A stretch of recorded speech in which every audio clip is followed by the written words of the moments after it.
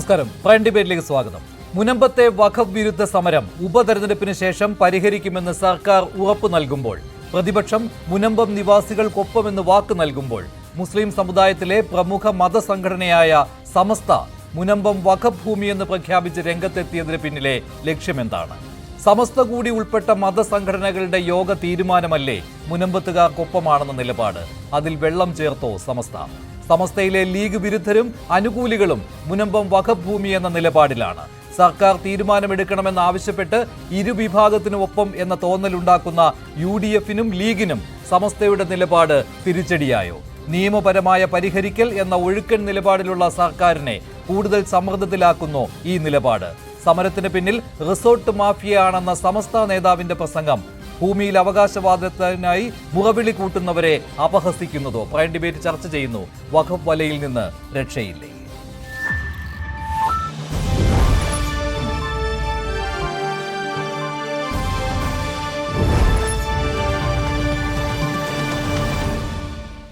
Prime ഡിബേറ്റിൽ Father Joshi Mayyattil, CPM സഹയാത്രികൻ advocate BN Haskar, Munambam നിവാസിയും സമരസമിതി കൺവീനറുമായ ശ്രീ ജോസഫ് ബെന്നി എന്നിവർ ചേരുകയാണ്. ഒപ്പം മുസ്ലിം ലീഗ് നേതാവ് കൂടിയായ അഡ്വക്കേറ്റ് മുഹമ്മദ് ഷാ ടെലിഫോൺ ലൈനിലും പ്രതികരിക്കും. ചർച്ചയിലേക്ക് കടക്കുന്നതിന് മുൻപ് ഉമർ ഫൈസി മുക്കത്തിന്റെ വാക്കുകൾ കേൾക്കാം. അദ്ദേഹം സമസ്ത മുഷാവറ അംഗമാണ്. അദ്ദേഹം മുനമ്പത്തെ ഈ സമരത്തെക്കുറിച്ച് പറഞ്ഞതും മുനമ്പം വഖഫ് ഭൂമിയാണ് എന്ന പ്രഖ്യാപനം നടത്തിയതും ശ്രദ്ധേയമായിരുന്നു. അതിലേക്കാദ്യം പ്രശ്നമായി നിൽക്കുന്ന സ്ഥലമുണ്ടല്ലോ മുനമ്പത്ത്, ചെറായി വഖഫ് 1950 അതായത് സ്ഥാപനം ഉണ്ടാക്കി രണ്ടാമത്തെ കൊല്ലാണ് ഉണ്ടാക്കുന്ന വഖഫ് ചെയ്യുന്നത്. എവിടെ? മുനമ്പത്തെ വഖഫ്. സിദ്ദീഖ് സേട്ട് എന്ന് പറയുന്ന ഒരാളാണ് അത് വഖഫാക്കുന്നത്. സിദ്ദീഖ് സേട്ട്. ഇത് സാന്ദർഭികമായി പറയാണ്. അവിടെ ഇപ്പം എന്തൊക്കെ പ്രശ്നങ്ങൾ നടക്കുന്നുണ്ട്. ആ പ്രശ്നം എന്താണെന്ന് നമ്മൾ മനസ്സിലാക്കണമല്ലോ. രാഷ്ട്രീയക്കാർക്ക് അതിന് വേറൊരു കാഴ്ചപ്പാടുണ്ടാവും, എല്ലാ പാർട്ടികൾക്കും ഓരോ കാഴ്ചപ്പാടുണ്ടാവും. എന്നാൽ അഹ്ലു സുന്നത്ത് വൽ ജമാഅത്തിൻ്റെയും അതുപോലെ സമസ്തയ്ക്കും അതിൻ്റെ കാഴ്ചപ്പാടുണ്ട്. അത് വഖഫ് ഭൂമിയാണ്. ഇതാണ് വഖഫ് ഭൂമി. സേട്ട് വഖഫാക്കിയതാണ്.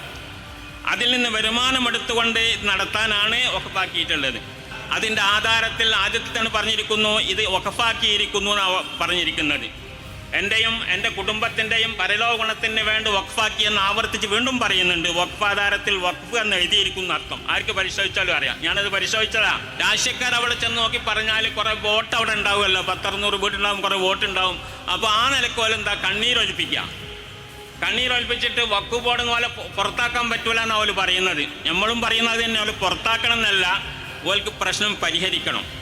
അവരങ്ങോട്ട് ഇറക്കി വിട്ടാൽ അവർ റോഡിലേക്ക് പോകാനൊന്നും പറ്റൂല. അവർ പരിഹരിക്കണം. അതിനെന്ത് വേണമെന്ന് ചോദിച്ചാൽ, ഈ കോളേജ് കമ്മിറ്റിൻ്റെ ഹാബികളുണ്ടല്ലോ, ആ ഹാബികളോട് അതിൻ്റെ നഷ്ടപരിഹാരം വാങ്ങിക്കൊടുത്തുകൊണ്ട് വേറെ സ്ഥലത്തുണ്ടാക്കണം, കുടിയിരുത്തണം. അവരെ വഖഫ് ഭൂമി ഒഴിഞ്ഞു കൊടുക്കണം. വഖഫ് ഭൂമി ഒഴിഞ്ഞു കൊടുക്കണ്ടേ? കാരണം അത് വഖഫല്ലേ, അത് വിൽക്കാൻ പറ്റില്ലല്ലോ. ഇതാണ് ഉമർ ഫൈസി മുക്കത്തിന്റെ വാക്കുകൾ. ഇത് സമസ്തയുടെ നിലപാടാണെന്ന് അദ്ദേഹം പറയുന്നുമുണ്ട്. പക്ഷേ ഇത് സമസ്തയുടെ നിലപാടല്ല എന്ന രീതിയിൽ സമസ്തയിലെ ഒരു വിഭാഗവും അഭിപ്രായ പ്രകടനം നടത്തുന്നുണ്ട്. സമസ്ത അധ്യക്ഷനോ ജനറൽ സെക്രട്ടറിയോ മാത്രമേ സമസ്തയുടെ നിലപാട് പ്രഖ്യാപിക്കാറുള്ളൂ എന്നതാണ് ഇത്തരമൊരു വാദം ഉന്നയിക്കുന്നവരുടെ നിലപാട്. പക്ഷേ സമസ്തയുടെ നിലപാട് എന്ന് പറഞ്ഞുകൊണ്ട് തന്നെയാണ് ഉമർ ഫൈസി മുക്കം ഇന്നലെ കോഴിക്കോട്ട് ഈ പ്രഖ്യാപനം നടത്തിയത്. അതുമാത്രമല്ല, സമസ്തയുടെ മുഖപത്രമായ സുപ്രഭാതത്തിൽ SYSന്റെ സെക്രട്ടറിയായ മുസ്തഫ മുണ്ടുപാറ ഒരു ലേഖനവും എഴുതിയിരുന്നു. ആ ലേഖനത്തിൽ കൃത്യമായി പറയുന്നുണ്ട്, മുനമ്പത്ത് ഈ സമരം നടക്കുന്ന ഈ ഭൂമി അത് വഖഫ് ഭൂമിയാണ്. വഖഫ് ഭൂമി അഡ്ജസ്റ്റ്മെന്റുകൾക്കുള്ളതല്ല. സമാധാനം സ്ഥാപിക്കുന്നതിന്റെ പേരിൽ അത് വിട്ടുകൊടുക്കുവാൻ കഴിയില്ല എന്ന നിലപാടാണ് മുസ്തഫ മുണ്ടുപാറ ഈ ലേഖനത്തിൽ പറയുന്നത്. അപ്പോൾ മുനമ്പം സമരത്തിനൊപ്പമാണ്.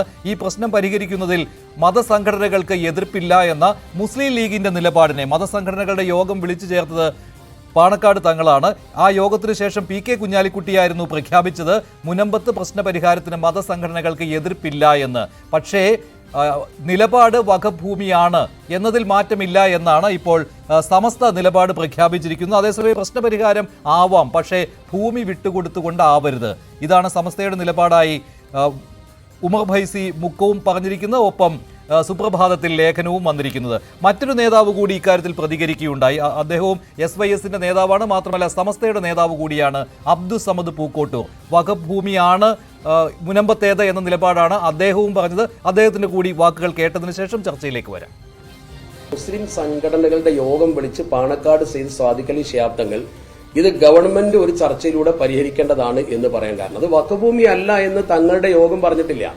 ഒരു മുസ്ലിം സംഘടനയും അത് വഖഫ് ഭൂമി അല്ല എന്ന് പറഞ്ഞിട്ടില്ല. അത് പറഞ്ഞത് ഫറൂഖ് കോളേജ് ഗിഫ്റ്റ് ഭൂമിയാണെന്നാണ് അവർ പറഞ്ഞത്. പക്ഷെ കോടതി പറഞ്ഞതും അങ്ങനെയാണ്. അത് പരിശോധിച്ചാൽ നമുക്ക് ബോധ്യമാവും.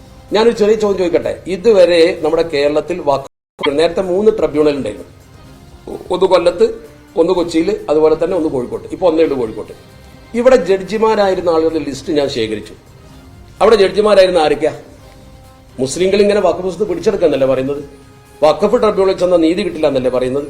അറബിക്കടൽ വരെ വഖഫ് ചെയ്യാൻ പ്രൊവിഷൻ ഉണ്ടെന്നല്ലേ ചില പ്രസംഗിക്കുന്നത്? ആരാണ് ഈ വഖഫ് ട്രിബ്യൂണലിൽ ജഡ്ജിമാരായത്? ഒന്ന് പൗലോസ്, ശിവപ്രസാദ്, ഗോപിനാഥ്, വിജയകുമാർ, ശാരംഗധരൻ, വിൻസെന്റ് ഏറ്റവും കൂടുതൽ കാലം നിന്ന ആളാ. പിന്നെ സോമൻ, ലക്ഷ്മണൻ, ഇപ്പൊ രാജൻ തട്ടിൽ. ആകെ 2 മുസ്ലിങ്ങളെ വന്നായി ഞാൻ കണ്ടുള്ളൂ. ഒന്ന് നസീറയും ഒരു അലി മുഹമ്മദും.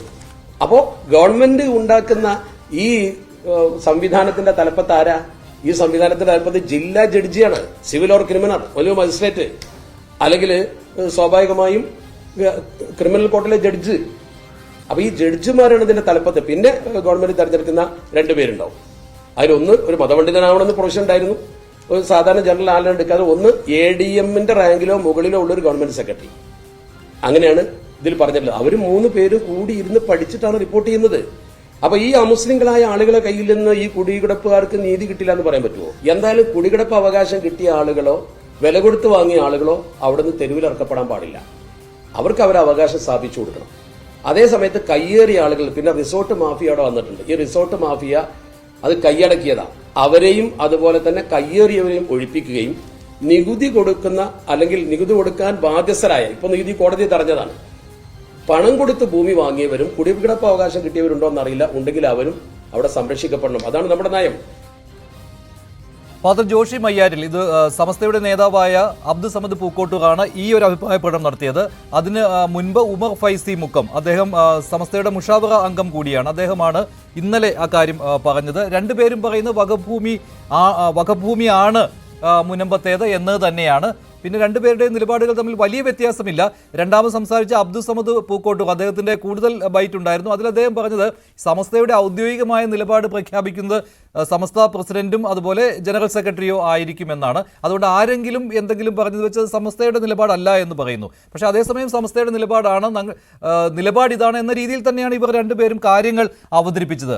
ഇതേക്കുറിച്ചുള്ള ഒരു പ്രതികരണം എങ്ങനെയാണ്? ഒന്ന്, ഇത് വഖഫ് ഭൂമിയാണ്. 2, അവിടെ റിസോർട്ട് മാഫിയ ഉണ്ട്, അവരൊഴികെ ബാക്കിയുള്ളവരെ ഇറക്കി വിടരുത്. പക്ഷേ ഈ പകരം ഭൂമി എന്നുള്ള ആശയമാണ്. അതായത് ഈ മുനമ്പം വാസികൾ ഭൂമി തിരിച്ചു കൊടുക്കണം, അവിടെ വഖഫ് ഭൂമി തന്നെയായി നിലനിർത്തും, ഇവർക്ക് പകരം ഭൂമി, മുനമ്പം നിവാസികൾക്ക് പകരം ഭൂമി. ഈ ഒരു നിർദ്ദേശമാണ് സമസ്ത മുന്നോട്ട് വയ്ക്കുന്നത്. ഇത് കുറെ നാളുകളായി ഞാനിവിടെ നമ്മുടെ ഈ ചർച്ചയിൽ ഇതിനു മുൻപും സൂചിപ്പിച്ച ഒരു വസ്തുത, ഇത് വഖഫ് ഭൂമിയല്ല എന്നുള്ള യാഥാർത്ഥ്യം അംഗീകരിച്ച് പരസ്യമായി ഏറ്റുപറഞ്ഞിട്ടുള്ള മുസ്ലിം സംഘടനകൾ ഏതൊക്കെയാണെന്നുള്ള ചോദ്യം ഞാൻ ഏതാണ്ട് 2 ആഴ്ച മുൻപേ തന്നെ ഇവിടെ ഉയർത്തിയിരുന്നു. അത് ഓർമ്മയിലുണ്ടാവും ഞാൻ വിചാരിക്കുകയാണ്. അതായത് വഖഫ് ഭൂമിയല്ല മുനമ്പം എന്നുള്ളതിൽ ഒരു സംശയവും യാഥാർത്ഥ്യബോധമുള്ള ഒരാൾക്കും ഉണ്ടാകാൻ വഴിയില്ല. കാരണം വളരെ വളരെ വളരെ വ്യക്തമാണ്. ആ ഡീഡ് ഒന്ന് വായിച്ചാൽ മാത്രം. പക്ഷേ ഇവിടെ സമസ്തയുടെ നേതാക്കൾ പറയുന്നത് വഖഫ് ഭൂമി ആണെന്നാണ് ഫാദർ. അല്ല, വഖഫ് ഭൂമി ആണെന്ന് അവര് പറയുമ്പോൾ എങ്ങനെയാണ് ഒരു കണ്ടീഷണൽ വഖഫ് ഉണ്ടാകുന്ന എന്നുള്ളൊരു ചോദ്യം ശക്തമായി നിലനിൽക്കുന്നില്ലേ? ആകപ്പാടെ കണ്ടീഷണൽ വഖഫിന് സാധ്യതകൾ ഒരൊറ്റ കേസേ ഉള്ളൂ എന്ന് അലഹബാദ് ഹൈക്കോർട്ട് കൃത്യമായി പറഞ്ഞു വെച്ചിട്ടുണ്ട്. 1933 Khaleeluddin against sir Ram and others ആ കേസിൽ വളരെ കൃത്യമായി പറഞ്ഞു വെച്ചിട്ടുണ്ട്. അതായത് ഒരു കടമുണ്ട്, പേയ്മെന്റ് ഓഫ് ഡെറ്റ്, അത് ഉണ്ടെങ്കിൽ അത് വീട്ടിക്കഴിഞ്ഞതിന് ശേഷം മാത്രമേ ഈ പ്രോപ്പർട്ടി വഖഫിന് കൊടുക്കാൻ പാടുള്ളൂ എന്ന രീതിയിൽ ഒരു കണ്ടീഷൻ എഴുതിയാൽ ആ കണ്ടീഷൻ മാത്രമേ സ്വീകാര്യമായുള്ളൂ. ഇതൊഴികെയുള്ള ബാക്കി എല്ലാ കണ്ടീഷനുകളും ആ ഒരു ഡീഡിനെ വഖഫ് അല്ല എന്നുള്ളതിന്റെ തെളിവായിട്ട് മാറും. അങ്ങനെ കൃത്യമായിട്ട് നിയമം അറിയാവുന്നവരുടെ ഉണ്ടല്ലോ, പ്രത്യേകിച്ച് പക്ഷേ ഇത് അഡ്വക്കേറ്റ് മുഹമ്മദ് ഞാൻ ഷാഹിക്ക് അബ്ദുൾ ഇവിടെയുണ്ട്. സമദ് പൂക്കോട്ടുമായിട്ട് സംസാരിച്ചിരുന്നു. അദ്ദേഹം പറഞ്ഞു ഈ വഖഫ് എന്നുള്ള പദം രണ്ടിടങ്ങളിൽ ആധാരത്തിലുണ്ട്, അത് ശരിയുമാണല്ലോ. അപ്പോൾ അതുള്ളിടത്തോളം കാലം മറ്റ് എന്തെങ്കിലും എതിരായിട്ടുള്ള എഴുതി പിടിപ്പിക്കലുകൾ ഉണ്ട് എങ്കിൽ പോലും, മറ്റു കാര്യങ്ങൾ എഴുതിയിട്ടുണ്ട് എങ്കിൽ പോലും അതെല്ലാം അസാധുവാകുമെന്നുമാണ് സമസ്തയുടെ ഒരു നിലപാട്.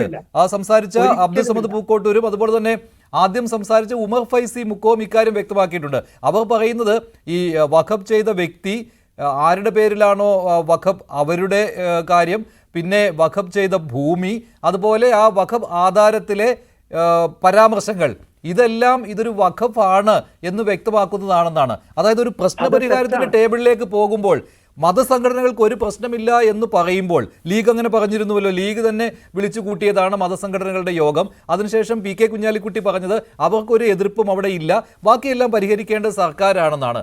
പക്ഷേ ഇപ്പോൾ സമസ്ത ഇങ്ങനെ പറയുമ്പോൾ അതിൽ നിന്ന് എന്താണ് മനസ്സിലാക്കേണ്ടത്? ഒരു പ്രശ്നപരിഹാരത്തിന് തടസ്സമാകുന്നു എന്നാണോ? ഇവിടെയെല്ലാം പ്രശ്നം ആ നിലപാട് തന്നെയായിരുന്നു. അതായത് അഡ്വക്കേറ്റ് മുഹമ്മദ് ഷാ അല്ലാതെ വേറെ കുഞ്ഞാലിക്കുട്ടി സാഹിബോ മുസ്ലിം സംഘടനകളോ ഇത് വഖഫ് അല്ല എന്നുള്ള സത്യം വിളിച്ചു പറയാനുള്ള ചങ്കൂറ്റം അവർ കാണിച്ചിട്ടില്ല. അതിന്റെ ഒരു തുടർച്ചയാണ് ഇപ്പോൾ ഈ സംഭവിച്ചുകൊണ്ടിരിക്കുന്നത്. ഇത് വഖഫ് അല്ല എന്നുള്ളത് പരമാർത്ഥമാണ്, പട്ടാപ്പകൽ പോലെ വ്യക്തമായ യാഥാർത്ഥ്യമാണ്. പല പല കാര്യങ്ങൾ എടുത്തു നോക്കിയാൽ അത് വളരെ വ്യക്തമാണ്. അപ്പോൾ കണ്ടീഷണൽ വഖഫ് എന്ന് പറയുന്ന ഒരു സംഗതി ഇല്ല. കാരണം പെർമനന്റ് വഖഫ് അത് തന്നെയാണുള്ളത്. അതാണ് വഖഫ് ആക്ടിൽ പോലും പറഞ്ഞിരിക്കുന്നത്. അതുകൊണ്ട് ഈ കണ്ടീഷണൽ വഖഫ് എന്നുള്ള ഒരൊറ്റ കാര്യത്തിലല്ലാതെ മറ്റു കാര്യങ്ങളില്ല. അതുകൊണ്ട് ഇവർ പറയുന്നത് അസത്യമാണ്. ഇക്കാര്യം അറിയാവുന്ന, ഇനി ഞാൻ ഈ ദിവസങ്ങളിൽ വഖഫിന്റെ പുസ്തകങ്ങൾ വായിച്ച് മനസ്സിലാക്കിക്കൊണ്ടിരിക്കുകയാണ്. വളരെ രസകരമായ ഒത്തിരിയേറെ പുസ്തകങ്ങളുണ്ട്.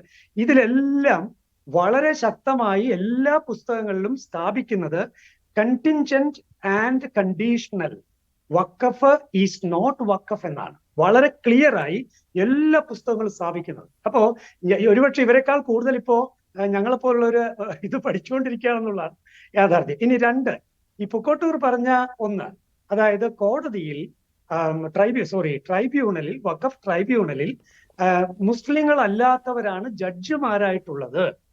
ഈ വാദം മുസ്ലിങ്ങൾ അല്ലാത്തവർ ജഡ്ജിമാരായിട്ടുണ്ട് എന്നുള്ളത് കൊണ്ട് സിവിൽ കോർട്ടിലേതുപോലെ തന്നെ എല്ലാ വിധി പ്രസ്താവങ്ങളും ഈ പറയുന്ന ട്രൈബ്യൂണലിൽ ഇന്ത്യൻ പൗരന് കോൺസ്റ്റിറ്റ്യൂഷൻ നൽകുന്ന ആ ഒരു എല്ലാ രീതികളിലുമുള്ള ഒരു ട്രീറ്റ്മെന്റ് ട്രൈബ്യൂണലിൽ ലഭിക്കുമോ എന്ന ചോദ്യം വളരെ ശക്തമാണ്. എന്താന്ന് വെച്ചാൽ നോക്കുക, ഏത് സിവിൽ കോർട്ടിലായാലും നമുക്ക് കോഡ് ഓഫ് സിവിൽ പ്രൊസീജിയർ ഉണ്ട്. ഇപ്പൊ ഉദാഹരണത്തിന് കോഡ് ഓഫ് സിവിൽ പ്രൊസീജിയർ അനുസരിച്ച് നമ്മുടെ സിവിൽ കോർട്ടില്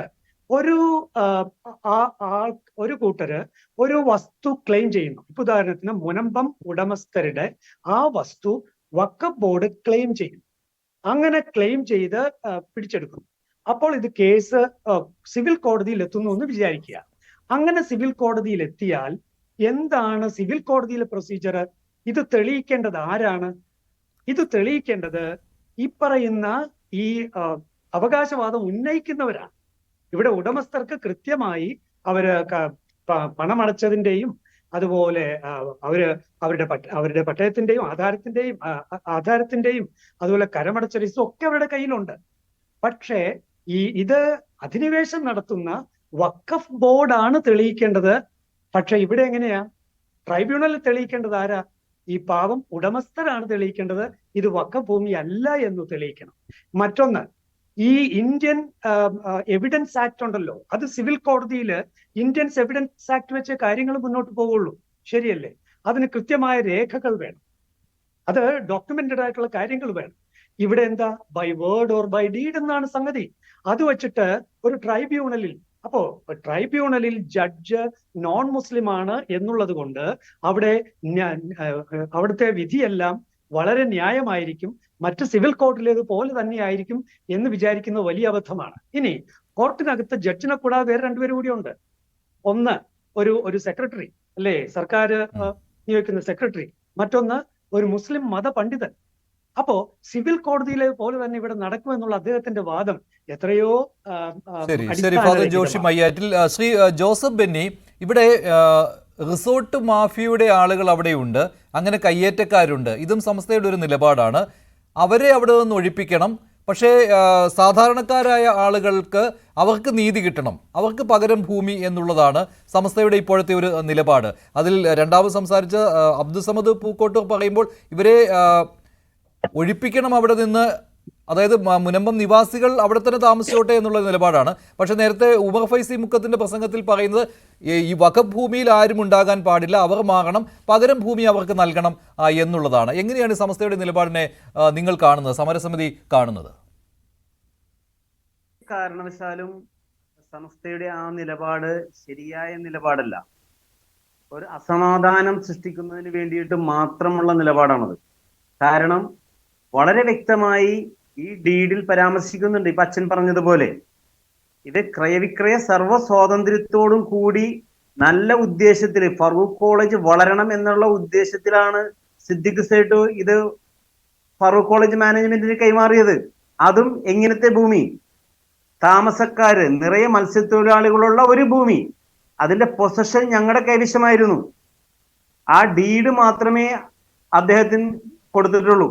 ഇവിടെ 53 മുതൽ ഇവിടെ വരുന്ന സമയത്തെല്ലാം ഇടപെടുകയാണ്. ശ്രീ ജോസഫ് ബെന്നി, താങ്കളിലേക്ക് വരാം. ഇപ്പോൾ ശ്രീ അബ്ദുസമദ് പൂക്കോട്ടൂർ അദ്ദേഹം ടെലിഫോൺ ലൈനിൽ പ്രതികരിക്കുന്നുണ്ട്. ശ്രീ അബ്ദുസമദ് പൂക്കോട്ടൂർ, താങ്കൾ പറഞ്ഞ രണ്ട് കാര്യങ്ങൾ ഇവിടെ ഫാദർ ജോഷി മയ്യാറ്റിൽ അദ്ദേഹം എതിർക്കുകയുണ്ടായി. ഒന്ന്, വഖഫ് ഭൂമിയാണ് മുനമ്പത്തേത് എന്നുള്ള കാര്യം.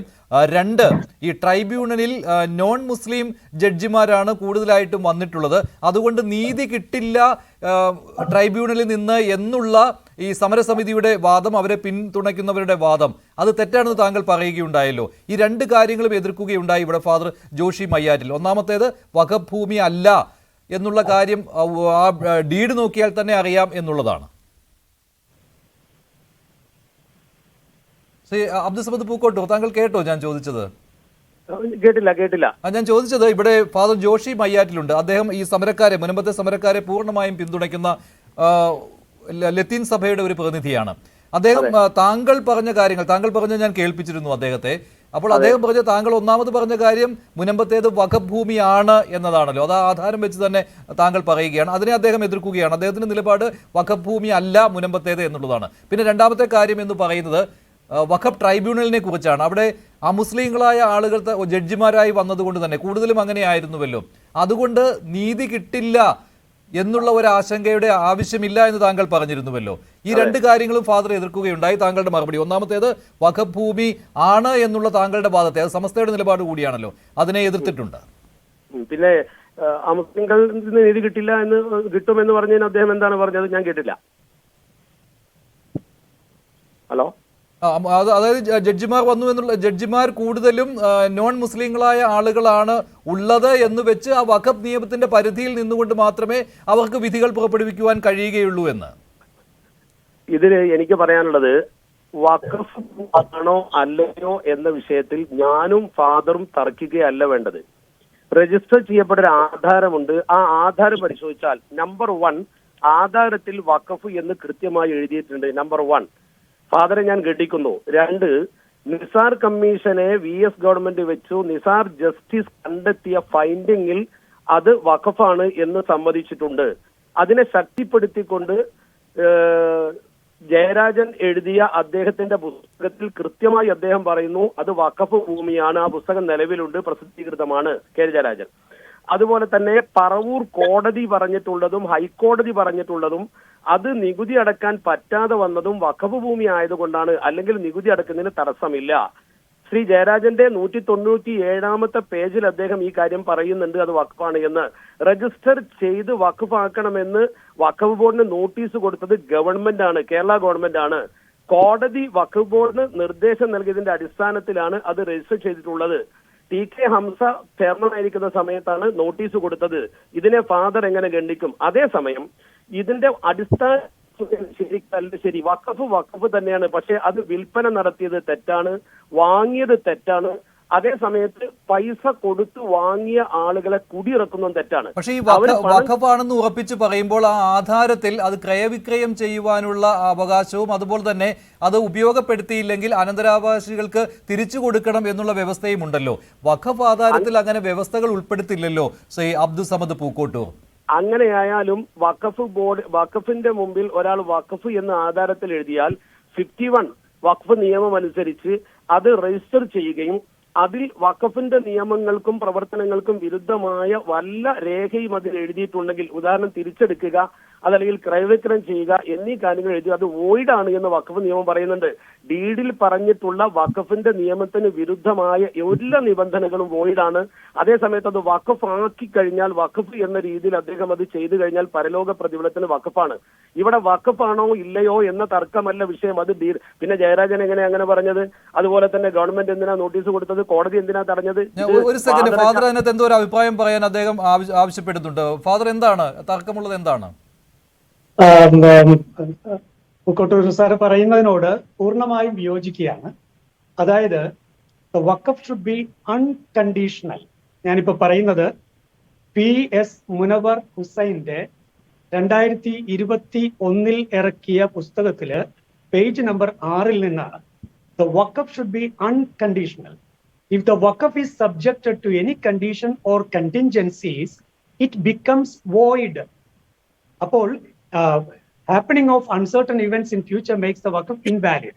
അപ്പോ ഇത് വോയിഡ് ആണെന്നുള്ളത് തന്നെയാണ് ഇപ്പൊ അദ്ദേഹം പറഞ്ഞു വെച്ചത്. ഇപ്പൊ പുക്കോട്ടൂർ സാറ് ഇപ്പോൾ പറഞ്ഞത് തന്നെയാണ്. അതായത് വോയിഡ് ആണ്. കണ്ടീഷൻ, ഇതിൽ കണ്ടീഷൻ ഉണ്ടെങ്കിൽ വോയിഡ് ആണ്. അത് സത്യമാണ്. ഈ പറയുന്ന സംഗതി അത് തന്നെയാണെന്നാണ് പറഞ്ഞു വെക്കുന്നത്. ഒന്ന്.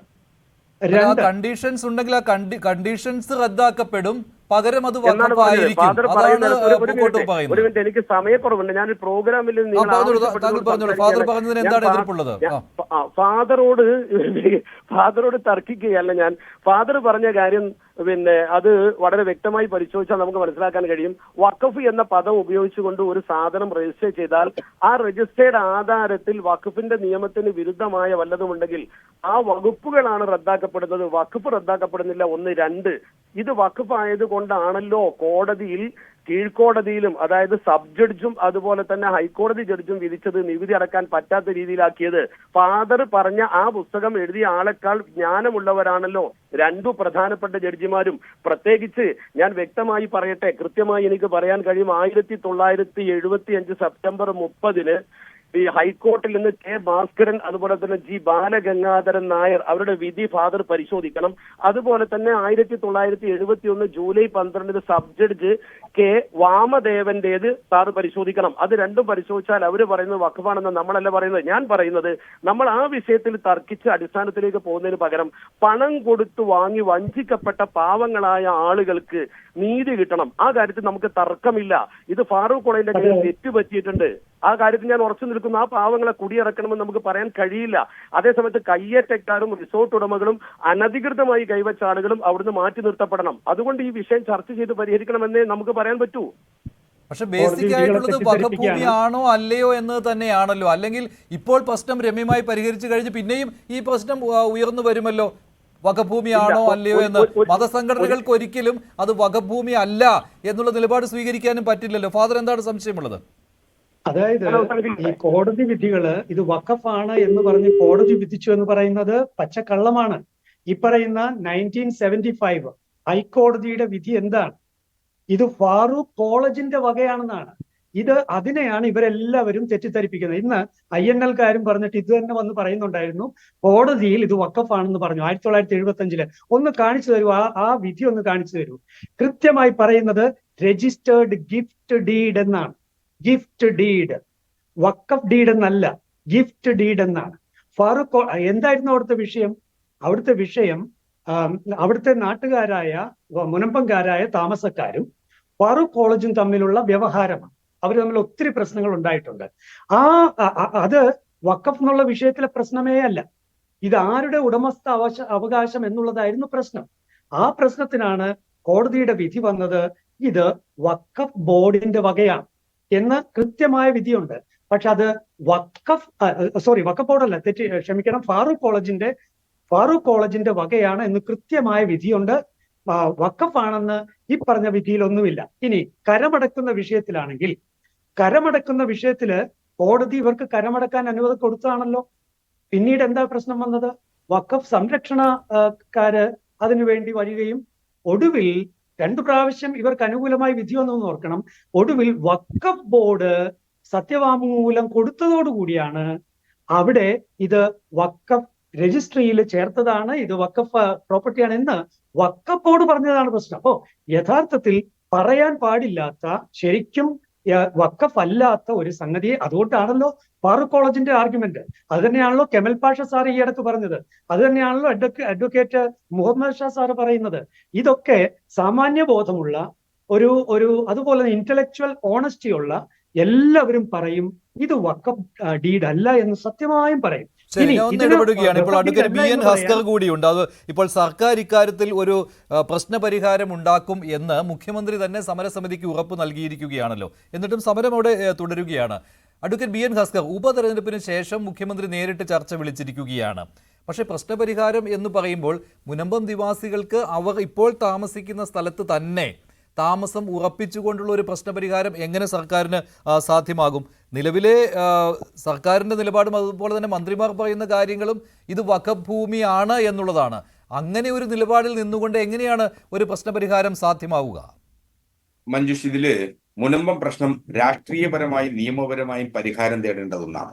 സ്വാഭാവികമായും മറ്റിതര വഖഫ് വസ്തുക്കളിൽ നിന്ന് വ്യത്യസ്തമായി 1953 സത്താർ സേട്ട് നൽകിയിട്ടുള്ള ഒരു വഖഫ് ഡീഡിനെ തുടർന്നാണ് വസ്തുവകകൾ ഫറൂഖ് കോളേജിന്റെ ലഭിക്കും. അതിൽ നമുക്ക് എല്ലാവർക്കും അറിയാം, നിയമപരമായിട്ട് വഖഫ് ഡീഡുകളിൽ ഒരിടത്തും കണ്ടീഷണൽസ് പറയാൻ പാടില്ല. ഒരുപക്ഷെ സത്താർ സേട്ട് പറഞ്ഞിരിക്കുന്ന കണ്ടീഷൻസ് ഉള്ളത് കൊണ്ട് തന്നെ നിയമപരമായി പരിശോധിച്ചു കഴിഞ്ഞാൽ അത് വഖഫ് ഡീഡായി അംഗീകരിക്കാനാവില്ല.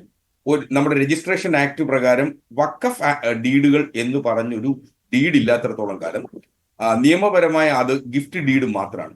അങ്ങനെ ഗിഫ്റ്റ് ഡീഡിൽ ഏതെങ്കിലും കണ്ടീഷൻസ് വരികയാണെങ്കിൽ നിശ്ചയമായും ആ കണ്ടീഷൻസുകൾ ഒക്കെ വഖഫിന്റെ പരിധിയിൽ വരില്ല എന്നുള്ളത് കൊണ്ടും രണ്ടു തരത്തിൽ നിയമപണ്ഡിതന്മാരും കോടതികളും വ്യത്യസ്ത നിലപാടുകൾ ഇക്കാര്യത്തിൽ എടുത്തിട്ടുണ്ട്. ഒന്ന്, ഏതെങ്കിലും കണ്ടീഷൻസ് വഖഫിൽ ചെയ്യപ്പെട്ടിട്ടുള്ള പ്രോപ്പർട്ടീസിൽ ഏതെങ്കിലും കണ്ടീഷൻസ് കൂടി വന്നു കഴിഞ്ഞാൽ അത് നിയമപരമായി നിലനിൽക്കില്ലെന്നും അത് വോയിഡ് അബിനിഷ്യോ ആണ് എന്നും പല വിധികളിലും കണ്ടുവരുന്നു. അപ്പോൾ നിയമപരമായി ഇക്കാര്യത്തിൽ ഒരു പരിഹാരം തരണം. കാരണം ഫറൂഖ് കോളേജിന് ഈ വസ്തുവകൾ സത്താർ സേട്ട് നൽകുമ്പോൾ നൽകിയിട്ടുള്ള കണ്ടീഷൻസ് അവർക്ക് ക്രയവിക്രയ സ്വാതന്ത്ര്യം ഉണ്ടായിരുന്നില്ല. സ്വാഭാവികമായി ഒരു വസ്തുവിന്റെ ഉടമസ്ഥൻ ക്രയവിക്രയ സ്വാതന്ത്ര്യമില്ലാതെ വസ്തുവകകൾ കൈമാറ്റം ചെയ്തു കഴിഞ്ഞാൽ നിയമപരമായി അതിന് പ്രാബല്യം ഉണ്ടാവില്ല. മറ്റേതര വസ്തുക്കൾ, അഡ്വേഴ്സ് പൊസഷൻസ്, ഉദാഹരണത്തിന് ഒരു സ്വകാര്യ വ്യക്തിയുടെ വസ്തുവകകൾ കഴിഞ്ഞ 13 കൊല്ലത്തിലധികമായി ഒരാൾ കൈവശം വെച്ചു കഴിഞ്ഞാലോ, സർക്കാരിന്റെ ഭൂമി 30 കൊല്ലത്തിലധികമായി ഒരാൾ കൈവശം വെച്ചു കഴിഞ്ഞാലോ നിശ്ചയമായും ആ വസ്തുവിൽ അഡ്വേഴ്സ് പൊസഷൻ എന്ന് പറഞ്ഞുകൊണ്ട് ഒരു നിലപാടെടുക്കാൻ ആ കൈവശക്കാരന് കഴിയുമായിരുന്നു എങ്കിൽ ഇവിടെ വഖഫ് ഭൂമി ആയതുകൊണ്ട് അത്തരത്തിൽ അഡ്വേഴ്സ് പൊസഷൻ കൈവശക്കാരന് അല്ലെങ്കിൽ അധിനിവേശക്കാരൻ എടുക്കുന്നതിന് നിയമപരമായി പരിമിതിയുള്ള ഒരു സ്പെഷ്യൽ ആക്ട് ആണ് വഖഫ് ആക്ട് എന്ന് പറയുന്നത്. അപ്പൊ സ്വാഭാവികമായും ഈ വസ്തുവകകളുടെ ക്രയവിക്രയ സ്വാതന്ത്ര്യം നൽകാൻ ഇല്ലാതിരുന്ന ഫറൂഖ് കോളേജിന്റെ അധികാരികൾ അല്ലെങ്കിൽ അതിന്റെ പവർ ഓഫ് അറ്റോർണി ഹോൾഡർ എങ്ങനെയൊക്കെ വസ്തുവകകൾ കൈമാറ്റം ചെയ്തോ അത് നിയമപരമായി നിലനിൽക്കില്ല. അതൊരു നിയമപരമായ പ്രശ്നമാണ്. അതാണ് ബഹുമാനപ്പെട്ട ഹൈക്കോടതിയിൽ അവരുടെ റവന്യൂ അധികാരം പോലും റദ്ദ് ചെയ്തപ്പെട്ടുകൊണ്ട് ഒരു വിധി വരുന്ന സാഹചര്യത്തിലേക്ക് വന്നത്. അതിന് നിയമപരമായ പരിഹാരം തേടേണ്ടതിന്റെ ആവശ്യകതയുണ്ട്. ഒന്ന്.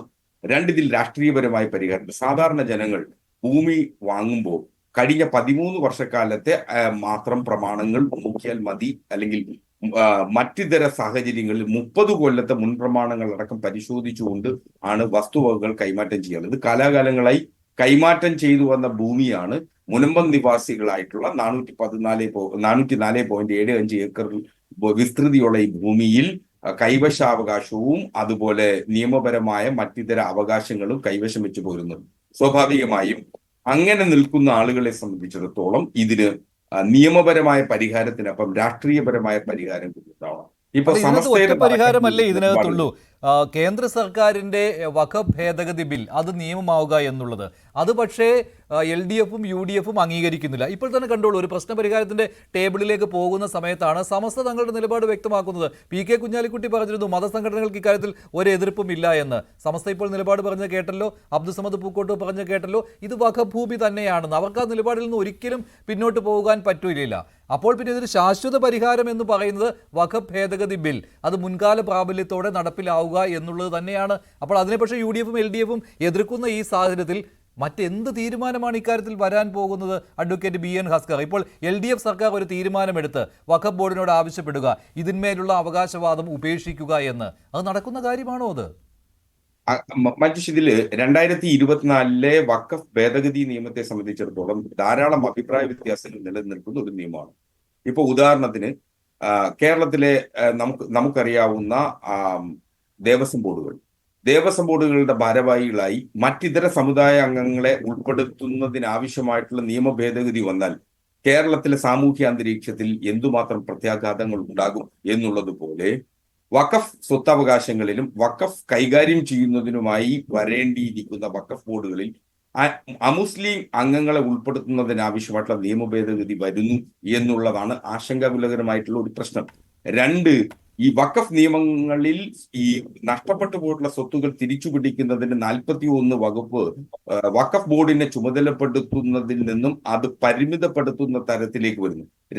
അതാണ് ദുരുപയോഗപ്പെടുത്തുന്നതും അഡ്വക്കേറ്റ് BN ഹസ്കർ. ഏത് ഭൂമിയും വഖഫ് ഭൂമിയാണെന്ന് അവകാശപ്പെടുന്ന രീതിയിലേക്ക് അത് വഖഫ് ബോർഡിന് കൈകാര്യം ചെയ്യുന്ന ഒരു സാഹചര്യമുണ്ടല്ലോ. അതാണല്ലോ മുനമ്പത്തും സംഭവിച്ചിരിക്കുന്നത്.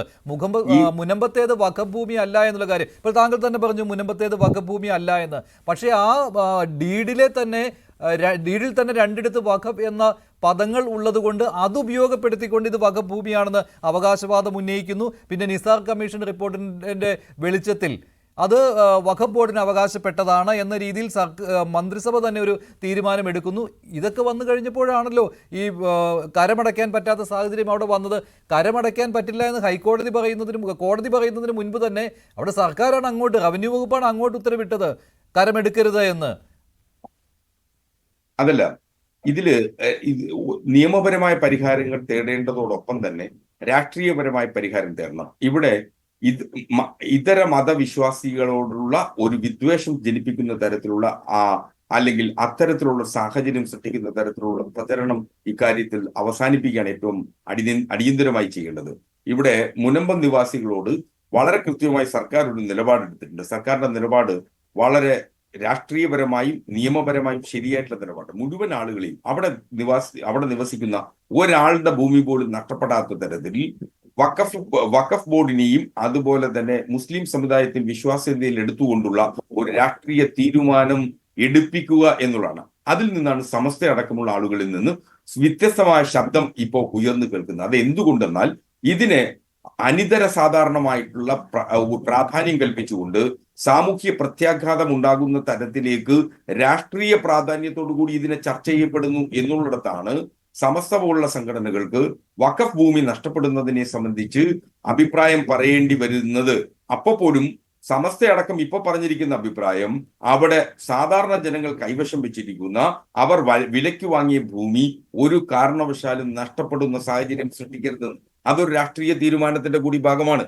ആ രാഷ്ട്രീയ നിലപാട് സമസ്തയെ പോലുള്ള കടുത്ത മതപക്ഷ നിലപാടെടുക്കുന്ന ഒരു മതസംഘടനയ്ക്ക് പറയാൻ കഴിയുന്നുവെങ്കിൽ അത് ഇടതുപക്ഷ ജനാധിപത്യ മുന്നണിയിലുള്ള വിശ്വാസ്യത കൂടി സൂചിപ്പിക്കുന്നു. അവിടെ സമസ്ത ഒരു കണ്ടീഷൻ കൂടി വെക്കുന്നുണ്ട്. അങ്ങനെയാണെങ്കിലും അവർക്ക് ഭൂമി നഷ്ടപ്പെടരുത് എന്ന് പറയുമ്പോഴും വഖഫ് ഭൂമിയും നഷ്ടപ്പെടരുത് എന്നുള്ളതാണ് സമസ്തയുടെ നിലപാട്. അതായത് മുനമ്പം നിവാസികളെ അവിടെ നിന്ന് മാറ്റുക എന്നുള്ളതാണ് അതിൽ അടങ്ങിയിരിക്കുന്നത്. അഡ്വക്കേറ്റ് BN ഹസ്കർ, ശ്രീ ജോസഫ് ബെന്നി, ഇക്കാര്യത്തിൽ സമസ്തയുടെ നിലപാടിൽ അത് നിങ്ങൾക്ക് യോജിക്കാവുന്ന എന്തെങ്കിലും പോയിന്റ് അതിലുണ്ടോ? അഡ്വക്കേറ്റ് BN ഹസ്കർ പറഞ്ഞതുപോലെ നിങ്ങൾക്ക് ഭൂമി നഷ്ടപ്പെടരുത് എന്നുള്ള ഒരു നിലപാട് കൂടി അതിൽ, നിങ്ങൾ അവിടെ അറിയാതെ വാങ്ങിയവരാണ്, അതിൽ പെട്ടുപോയവരാണ് എന്നുള്ള നിലപാട് സമസ്ത എടുത്തുകൊണ്ട് നിങ്ങളെ ഒഴിപ്പിക്കരുത്, പകരം റിസോർട്ട് മാഫിയ അവിടെയുണ്ട്, അവരെ അവിടെ നിന്ന് കുടിയൊഴിപ്പിക്കണം എന്ന നിലപാട് സമസ്ത പറയുമ്പോൾ അത് നിങ്ങളെ സഹായിക്കാൻ ഗുണകരമാകും എന്നുള്ള ഒരു നിലപാട് എടുക്കാൻ പറ്റുന്നുണ്ടോ ശ്രീ ജോസഫ് ബെന്നി? അത് സമസ്ത പറയുന്നത് തികച്ചും വാസ്തവത്തിന് വിരുദ്ധമാണ്. കാരണം ഇത് വഖഫ് ബോർഡ് വഖഫ് പ്രോപ്പർട്ടി അല്ല. അത് കൃത്യമായിട്ട് എല്ലാവർക്കും മനസ്സിലായിട്ടുള്ള ഒരു കാര്യമാണ്. പിന്നെ 2 വാക്ക് അതിൽ വന്നിട്ടുണ്ട്. എന്നുകൊണ്ട് ഇത് വഖഫ് പ്രോപ്പർട്ടി ആണ് എന്ന് പറയുന്നതിൽ ഒരു വാസ്തവമില്ല. 2, ഈ റിസോർട്ട് മാഫിയ എന്ന് പറഞ്ഞാൽ അത് എങ്ങനെയാണ് റിസോർട്ട് മാഫിയ ഉണ്ടാകുന്നത്? ഇവിടുത്തെ ഒരു ഭൂമി, ഇവിടുത്തെ ഇടവക 1994 ഇടവകയിൽ 640 കുടുംബങ്ങൾ ഉണ്ടായിരുന്നു. ഇന്നത് മാറി 442 ഇടവക ജനങ്ങളായിട്ട് കുറഞ്ഞു. ഏകദേശം 200ഓളം വീട്ടുകാർ ഇവിടെ നിന്നും വിറ്റുപോയി. അപ്പൊ ഈ വിറ്റുപോയവർ എവിടെയാണ് സ്ഥലം വാങ്ങിക്കുന്നത്? അവർ പുറത്തേക്ക് പോകുമ്പോ ഇവിടെയുള്ള ആ വിറ്റുപോയ സ്ഥലങ്ങളിലെല്ലാം പലരും വന്ന് വാങ്ങിച്ച് മറിച്ച് വിറ്റ് വില കൂടി അവിടെ ബിസിനസ് സംരംഭങ്ങൾ സ്റ്റാർട്ട് ചെയ്യുന്നു. ഞങ്ങളുടെ പള്ളിയുടെ ഫ്രണ്ടിലും ഇത് തന്നെയാണ് സംഭവിച്ചിട്ടുള്ളത്. ഒരു 2 പെൺകുട്ടികളും അപ്പനും അമ്മയും ഉണ്ടായിരുന്നവര് അവർക്ക് മക്കളെ കെട്ടിക്കാൻ വേണ്ടിയിട്ട് ഈ ഭൂമി വിറ്റു. അവസാനം അത് മറിഞ്ഞ് ജയസൂര്യ എടുത്തു. ജയസൂര്യ അവിടെ ഒരു 3 നില ബിൽഡിംഗ് ഉണ്ടാക്കി. അപ്പൊ അത് റിപ്പോർട്ട് മാഫിയായി. അത് ഒരു നിയമം എല്ലാവർക്കും തുല്യമല്ലേ? അതെങ്ങനെ അക്സെപ്റ്റ് ചെയ്യാൻ പറ്റും? ഇപ്പോ എന്റെ ഏറ്റവും അടുത്ത ഒരു എന്റെ വൈഫ് ഹൗസിന്റെ വീടിന്റെ ഓപ്പോസിറ്റ് ഉള്ള ആള്, അദ്ദേഹത്തിന്റെ പിതാവ് കടലിൽ പോയി, അതായത് മത്സ്യബന്ധനം നടത്തുന്നതിനിടയിൽ വെള്ളത്തിൽ തെറിച്ചു പോയി മരിച്ചുപോയ വ്യക്തിയാണ്. ആ വ്യക്തി ബാംഗ്ലൂരിൽ പോയി പഠിച്ചു, നഴ്സിംഗ് കഴിഞ്ഞു, ഇംഗ്ലണ്ടിൽ പോയി. അവിടെ നിന്നും അദ്ദേഹത്തിന് വാങ്ങിച്ച ഇവിടെ ഉള്ള സ്ഥലത്ത് അദ്ദേഹം ഒരു റിസോർട്ട് പണിതു, ഒരു ഹോം സ്റ്റേ പണിതു. ആ ഹോം സ്റ്റേ പണിത് അവരുടെ കുടുംബം അതുകൊണ്ടാണ് ജീവിച്ചു പോന്നത്. അപ്പൊ പറയാണ് അത് റിസോർട്ട് മാഫിയാണ് എന്ന് പറഞ്ഞാൽ അതിലെങ്ങനെ വാസ്തവം ഉണ്ടാവും? അത് നീതി എല്ലാവർക്കും തുല്യമല്ലേ? അപ്പൊ അത് ഒന്ന്. രണ്ടാമത്, നേരത്തെ പറഞ്ഞു കരമടക്കാൻ പറ്റാഞ്ഞത് അതുകൊണ്ടല്ലേ എന്ന്. കരമടക്കാൻ പറ്റാഞ്ഞത് എനിക്ക് സംശയം തോന്നിയത് ഈ 1950കളിൽ തുടങ്ങിയാണോ? 53 തുടങ്ങിയിട്ട് ഇവിടെ കേസാണ്. ഫറൂഖ് കോളേജും ഇവിടത്തെയുള്ള ആളുകളും. ഇവിടെ താമസക്കാരുള്ള ഒരു ഭൂമി, അത് ആരും മനസ്സിലാക്കാത്ത താമസക്കാർ, നിറയെ മത്സ്യത്തൊഴിലാളികൾ ഉള്ള ഒരു ഭൂമി എങ്ങനെ വഖഫായി കൊടുക്കാൻ സാധിക്കും? അത് വഖഫായി കൊടുക്കാൻ പറ്റില്ല. അപ്പൊ ഇന്നലെ മായൻകുട്ടി ഹാജി സാർ പറഞ്ഞു അത് ആളുകൾ താമസിച്ചുകൊണ്ടിരിക്കുന്നുണ്ടെങ്കിലും വഖഫായി കൊടുക്കാൻ പറ്റുമെന്ന്. അതിനുള്ള അതിന്റെ വാസ്തവം എന്താണ്? നിറയെ ആളുകൾ താമസിച്ചുകൊണ്ടിരിക്കുന്നു. ആ താമസിച്ചുകൊണ്ടിരിക്കുന്ന ആളുകള് ഉള്ളപ്പോ ഞാൻ ഇത് പെർമനന്റ് ആയിട്ട് അള്ളാഹ്ക്ക് കൊടുക്കുന്നു എന്ന് പറയുന്നതിന് വല്ല ശരിയുണ്ടോ? അത് ശരിയില്ല. അപ്പോ അതൊന്ന്. രണ്ടാമത്തേത്, ഫറൂഖ് കോളേജ് പട്ടയം പിടിച്ച ഭൂമിയാണ് 1951. 2, ഫറൂഖ് കോളേജായിട്ട് നിരന്തരം കേസുണ്ടായിട്ട് നേരത്തെ അച്ഛൻ പറഞ്ഞതുപോലെ 1975 വിധിയിൽ കൃത്യമായിട്ട് പറയുന്നുണ്ട് ഇത് ഫറൂഖ് കോളേജിന് ഗിഫ്റ്റ് കിട്ടിയ ഭൂമിയാണെന്ന്. അത് ഡിവിഷൻ ബെഞ്ചിന്റെ വിധിയാണ്. കാരണം ട്രൈബ്യൂണലിൽ ഒരു കേസ് നടന്ന് അത് അപ്പീല് പോകണമെന്നുണ്ടെങ്കിൽ ഡിവിഷൻ ബെഞ്ചിൽ പോവാം. പക്ഷെ ഡിവിഷൻ ബെഞ്ച് ഓൾറെഡി ഇതിനെ വിധിച്ചേക്കാണ് ഇത് ഫറൂഖ് കോളേജിന്റെ ഗിഫ്റ്റ് ഭൂമിയാണെന്ന്. അപ്പൊ ഇതെല്ലാം മറച്ചു വെച്ച് അതുകൊണ്ടാണ് ഞങ്ങൾ ഇത് പണം കൊടുത്ത് വാങ്ങിച്ചത്. പണം കൊടുത്ത് ഞങ്ങൾ വാങ്ങിച്ച് ഈ റവന്യൂ അവകാശങ്ങളെല്ലാം നടത്തി ഇത്രയും വർഷം കഴിഞ്ഞപ്പോ ഏത് നിയമം എന്തിന്റെ അടിസ്ഥാനത്തിലാണ് ഇവര് ഞങ്ങൾക്കൊരു നോട്ടീസ് തരാതെ, ഞങ്ങളെ കേൾക്കാതെ, ഇവിടത്തെ താമസക്കാരൊന്നും അറിയാതെ വഖഫിന്റെ രജിസ്റ്ററിൽ ഈ ഭൂമി എഴുതി വെച്ചത്? അത് എന്ത് നീതി, എന്ത് സമത്വം, എന്ത് മതേതരത്വം? ഇതൊന്നുമില്ലാത്ത ഇവിടെ ആർക്കും വിശ്വസിക്കാൻ പറ്റുന്നില്ല ഇപ്പോഴും. അതായത് ജനങ്ങളെ വർഗീയവൽക്കരിക്കാൻ വേണ്ടി അല്ലെങ്കിൽ മതേതരത്വം നഷ്ടപ്പെടുത്താൻ വേണ്ടി ഒക്കെയുള്ള ഒരു നിയമവ്യവസ്ഥിതിയാണ് എന്ന് വേണം വിചാരിക്കാനായിട്ട്. അപ്പൊ ഞങ്ങളെ സംബന്ധിച്ചിടത്തോളം ഇത് വഖഫ് പ്രോപ്പർട്ടി അല്ല. വഖഫ് പ്രോപ്പർട്ടി അല്ല എന്നുള്ള കാര്യം മിക്കവരും പറയുന്ന കാര്യം അത് തന്നെയാണ്. ഇപ്പോൾ സമസ്തയിൽ നിന്നാണ് ഭിന്നമായിട്ടുള്ള ഒരു കാര്യം കേൾക്കാൻ സാധിച്ചത്. അഡ്വക്കേറ്റ് മുഹമ്മദ് ഷായെ കൂടി ഞാൻ പറഞ്ഞോട്ടെ സാറേ, ഒരു കാര്യം കൂടി പറഞ്ഞോട്ടെ. സമസ്തക്ക് ഇതിന്റെ പിന്നിലുള്ള അജണ്ട ഇവിടെ 114 ഏക്കർ ഭൂമി മാത്രമേ ഉള്ളൂ എന്ന് ഫറൂഖ് കോളേജ് 1995 വഖഫ് ബോർഡിൽ എഴുതി കൊടുത്തിട്ടുള്ളതാണ്. അവർ പറഞ്ഞത് eroded by 290 acre eroded by Arabian Sea എന്ന് പറഞ്ഞതാണ്. അത് റെക്കോർഡുള്ളതാണ്. പിന്നീട് കടലിന് പടിഞ്ഞാറേ സൈഡിൽ ഇതിന്റെ അധോലോക മാഫിയ ബന്ധം നമ്മൾ നോക്കണം. കടലിന്റെ പടിഞ്ഞാറേ സൈഡിൽ ഇവിടെ ക്രിയേഷൻ ചെയ്തു ഭൂമി. ആ ഭൂമി ഫറൂഖ് കോളേജ് അവകാശം ചോദിച്ചു വരുന്നുണ്ട്. അതിനുശേഷം 2008 ഫറൂഖ് കോളേജ് പറയുന്നത് ഞങ്ങൾക്ക് 404 ഏക്കർ ഭൂമിയിൽ 114 വിറ്റ് ബാക്കി ഇനിയും ഭൂമിയുണ്ടെന്ന്. അതായത് ഇവിടെയുള്ള റവന്യൂ ഭൂമികളെല്ലാം അടിച്ചു മാറ്റാനായിട്ട് റവന്യൂ ഭൂമിയിൽ ഫോറസ്റ്റ്. ഒന്ന് ഇടപെടുകയാണ് ശ്രീ ജോസഫ് ബെന്നി. ഇപ്പോൾ അഡ്വക്കേറ്റ് മുഹമ്മദ് ഷാ ടെലിഫോൺ ലൈനിലുണ്ട്. അഡ്വക്കേറ്റ് മുഹമ്മദ് ഷാ, താങ്കളാണ് ആദ്യം ഇക്കാര്യം പറഞ്ഞത്.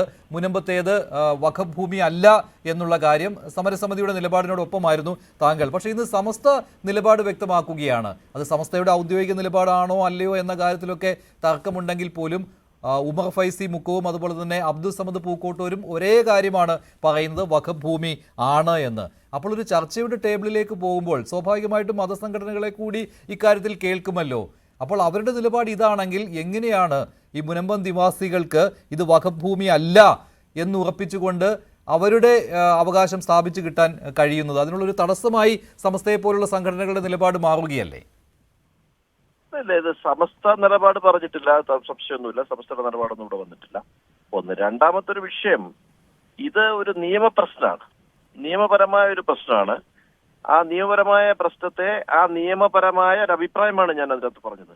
ആ അഭിപ്രായം ഇതിനു മുമ്പും പല അഭിഭാഷകരും ഇതിന്റെ ലീഗൽ ഒപ്പീനിയനായി പറഞ്ഞിട്ടുള്ള അഭിപ്രായം തന്നെയാണ്. അതുമായി ബന്ധപ്പെട്ട് സെക്ഷൻ 97 ഗവൺമെന്റ് ഇൻവോക്ക് ചെയ്തൊരു പവർ ഉണ്ട്. കേൾക്കാമോ? കേൾക്കാം. ഹലോ, കേൾക്കാം പറഞ്ഞോളൂ.